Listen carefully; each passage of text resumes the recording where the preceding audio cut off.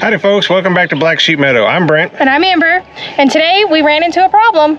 Yep, so as you might have seen in a previous video, we have our garden trellis here behind us, and we built this actually back maybe starting in January to the early part of February. And at that time I took some soil samples that I sent off to Soil Savvy, which I've received back now that everything's built, and the soil is just not up to my liking.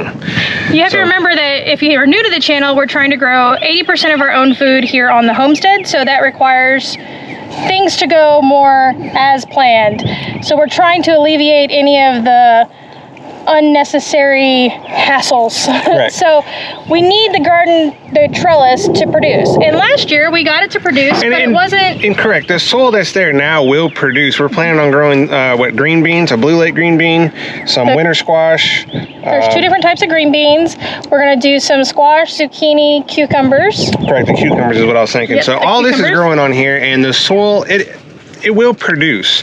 It's just not going to produce in the quantity that I am looking for. Right. So I've set some very high goals for this year. So we had to come up with a solution, and luckily I have Brent, and he's really good at finding solutions to problems. And what he's going to do is make a temporary short raised bed. The wind, of course. Hopefully the audio is not too bad, but the camera's getting blown around a little bit. Some short raised bed around the trellis with some bag soils. Some bag soil. So last week we actually did a experiment on some containers with some cabbage with various bag soils from department or box stores, and we're just trying to see how those soils are going to produce. You know, what's the best bang for your buck there. But we had, obviously I bought a bunch, but we have some left over, so I'm just going to use that as a filler in the bottom, because I think almost half of those had some type of fertilizer or NPK adjustment in them. Most of them did, and then they had a lot of the organic materials that we're looking for in the garden anyway. Correct, yeah. So we're going to use the leftovers from that experiment. I'll link that video somewhere here. And some of our compost. We've actually got a lot of our compost left over, more than what I thought we would have. So we're going to add that onto the top. And then probably here in the next 4 to 5 days, we're going to plant our green beans. Yes, so we'll take you guys along with how we're solving this problem that could potentially have been really bad, but... Y'all are moving around a lot with the wind. Sorry. It's only 30-mile-an-hour winds in Central Texas. So the wind noise is probably crazy. Yep. I apologize for that, but we're still trying to get you content. If you didn't notice, look, we got shirts. Yeah, we got new shirts. We got new shirts. Look at that. I love it. So we got some shirts. We're going to take you through how Brent decided to build this. I've already got one half of it done. We're going to take you all along on the other half. For building the other half of the trellis. And we'll show you how we did it. It might be a good idea if you run into a similar problem. It's a really easy way to correct soil on a short term and a really fast basis. At the end of this year, he plans on taking this up, and that way we'll just soil's just going to mix, and we can add more compost. We'll be able to have a lot of our other compost ready for the garden next year. We just didn't have enough whenever I was building the trellis this year to get it in the soil. So stay tuned. We're going to show you how this process is going to work, and then we'll touch base with you here in a little bit. Yep. Alrighty, so we're out here at the garden trellis where I've already built half. If you think about the hoop, we've already built half of it down one side. In the middle of the trellis, we actually rolled out a hay bale that was hay from our pastures, non-herbicided. That's actually going to give our garden soil the nutrients that it needs as this hay breaks down over the next year. Now, I didn't want to make anything permanent for this trellis, so I just got 1x6s. These are common boards. Thankfully, lumber's come down in price now.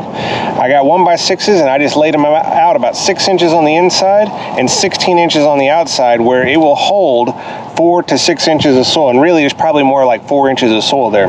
To keep the boards up, I just took 2x2s and cut them at an angle, made them into little spikes, drove them in the ground on the outside of the 1x6s, and then put a single screw in each stake to the 1x6. Like I said, this is not going to be a permanent structure. At the end of this garden season, I plan on ripping all this up and tilling all this organic matter back into the soil. Once we get our soil to a condition that we can just continuously add compost every single year, we'll probably go to a no-till in this particular area. But in the meantime, this is what we have to do. This is going to be a quick fix for the garden. We're less than a week away from planting green beans and squash here. So we're going to take you all along on how we build the other side.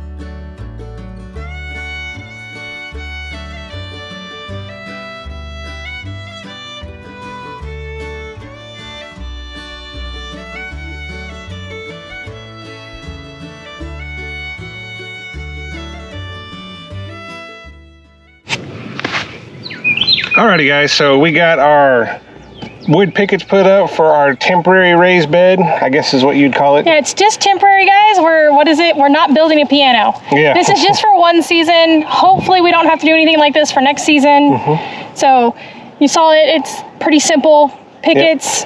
1x6s, 1x4s? 1x6s with 2x2s for stakes, and then we filled it in with some of our topsoil, some excess bag soil from the store that we just had left over we weren't sure what we were going to do with, and then we filled it up, topped it off with our compost. And I'm sure you're going to get some close-ups before the video's out. Yeah, I'll do some close-ups. Let us know if you have any questions. It's one of those things you have to deal with in a homestead.